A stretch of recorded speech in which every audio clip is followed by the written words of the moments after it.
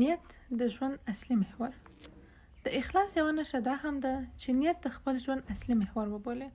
مخکې په دې اړه خبرې شوې دي. معنا ده چې په ژوند کې ټولې چارې او کړنې د نیت په اساس ترسره کړئ او هیڅ کار بې له نیته ونه کړئ. د اخلاص یوه بله نښه دا ده چې خپلې نیکۍ او نیک کارونه پټ کړئ. یوازې هغه وخت یې رابرسېره کړئ چې د نورو لپاره د نمونې حیثیت ولري.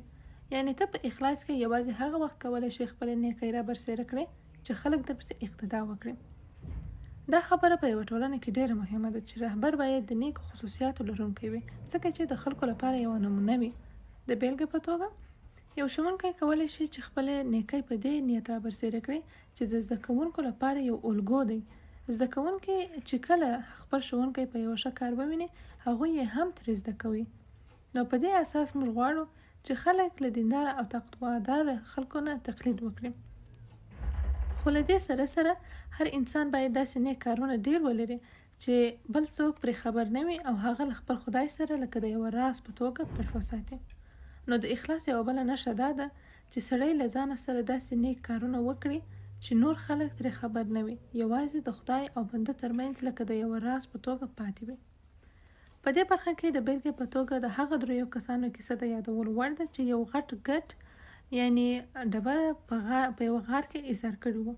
هغوی درې واړو داسې عملونه کړي وو چې یوازې دوی او خدای پرې خبر وو، نور هیڅوک هم پرې خبر نه وو. د اخلاص له نښو څخه یو ځل بیا یادونه کوو. اول، تل باید ځان د خدای په حق کې په ټمبلۍ متهم کړو. دوهم، هیڅکله باید په خپل ځان کې اخلاص ونه وینئ او تل باید له خپل ځان نه د اخلاص په اړه پوښتنې وکړئ. دریم، د نورو خلکو د ستاینې او ملامتۍ نه باید بې پروا اوسئ. د هغوی ستاینه او رټنه باید درته یو شان واوسي. څلورم، که خلکو د اطاعت او یا هم فساد په لوري تغیر وکړ، ته باید تغیر ونه کړې. پنځم، نیت د خپل ژوند محور وګرځوه. شپږم، خپل نیک کارونه پټ ساته تر هغه وخته پورې چې د نمونې دریځ غوره کړئ. زه دلته د دوو ټکو یادونه اړینه بولم. په هغو کې یوه خبره ډېره مهمه ده.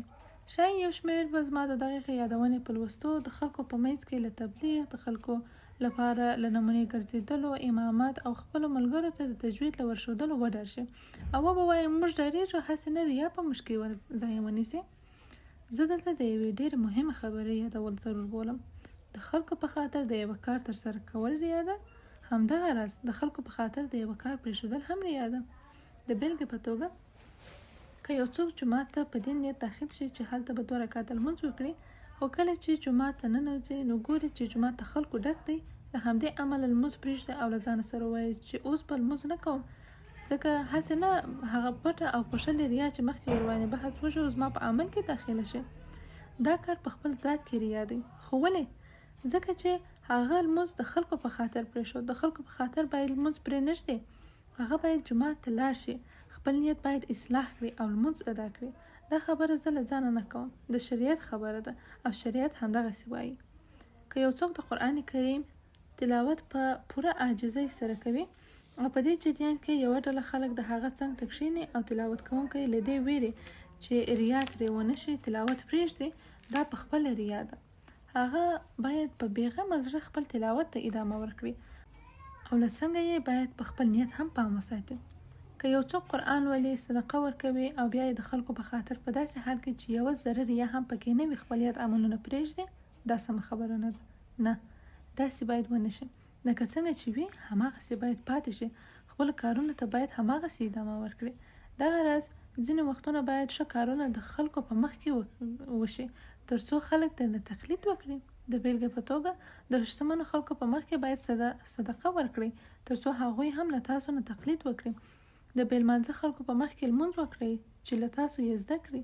د غریبو او بېوزلو لاسونه ونیسئ او پام ساتئ چې د اخلاص په اړه زموږ خبرې باید تاسو له دغه شان کارونو څخه ونه ګرځوي، ځکه د خلکو په خاطر د یوه عمل پرېښودل ګناه ده. په دې برخه کې حل لاره دا ده چې تر هر څه وړاندې خپل ځان اصلاح کړئ، د خپل نیت په جوړولو کې کوشش وکړئ تر څو مو الله جل جلاله مرسته وکړي.